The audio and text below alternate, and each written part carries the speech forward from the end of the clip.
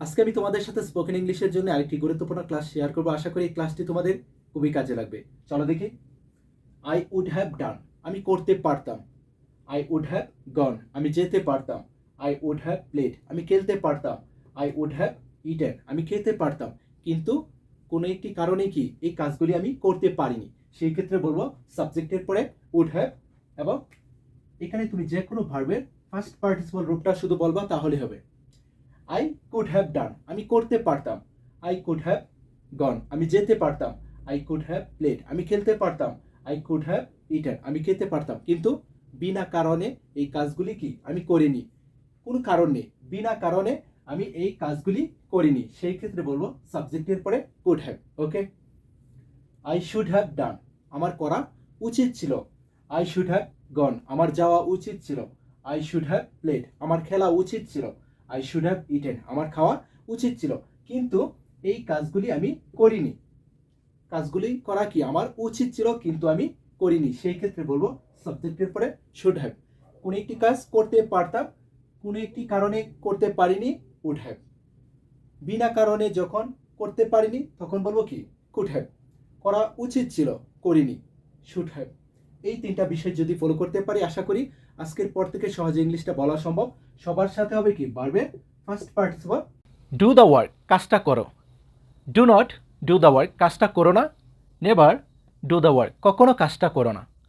যখন কাউকে কোনো একটি কাজ করতে আদেশ করি বা নিষেধ করি, সেই ক্ষেত্রে কীভাবে ইংলিশটা বলতে হয়, তার জন্য তোমাকে এই তিনটি সেন্টেন্স ফলো করতে হবে, তাহলে হবে। সেই ক্ষেত্রে তোমাকে যে কাজটা করতে হবে, এখানে রয়েছে কি ভার্বের প্রেজেন্ট রূপ। তোমাকে বলতে হবে শুরুতে ভার্বের যে মূল রূপটা সেটা বলতে হবে। গো টু স্কুল, স্কুলে যাও। ইট রাইস, ভাত খাও। প্লে বল, বল খেলো। ডু নট প্লে বল, বল খেলো না। নেভার প্লে বল, কখনো বল খেলো না। এভাবে বলবো। ওকে। যখন নিষেধ করব সেই ক্ষেত্রে শুরুতে ডু নট অথবা নেভার, তারপরে ভার্বের প্রেজেন্ট রূপটা বলবো, তাহলে হবে। এই ধরনের বাক্যে সাবজেক্টটা গোপন থাকে, সেটা হলো কি ইউ। ওকে। এখানে কিন্তু একটা ইউ রয়েছে। আমি যাকে আদেশ করতেছি বা নিষেধ করতেছি কাজটা করতে, সে আমার কাছে কি ইউ, তুমি। তুমি কাজটা করো, তুমি স্কুলে যাও, তুমি ভাত খাও। ওকে। সেক্ষেত্রে ইউটা এখানে গোপন থাকে। এগুলো হলো কি imperative sentence. Do the work, কাজটা করো। Do not do the work, কাজটা করো না। নেভার ডু দ্য ওয়ার্ক, কখনো কাজটা করো না। এখানে তুমি ডু এর পরিবর্তে যে কোনো ভার্বের প্রেজেন্ট রূপটা শুধু বলো, তাহলে হবে। প্লে বল, বল খেলো।